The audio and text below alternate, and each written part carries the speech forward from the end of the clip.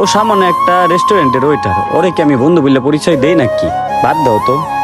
আর যাই হোক, দেখো না ওই প্লেসটা কত সুন্দর। এরপর যদি আসি তাহলে তোমারে নিয়ে ওই জায়গায় যাবো, বুঝছো? আর তুমি কিন্তু আগের থেকে অনেক সুন্দর হইতাছো।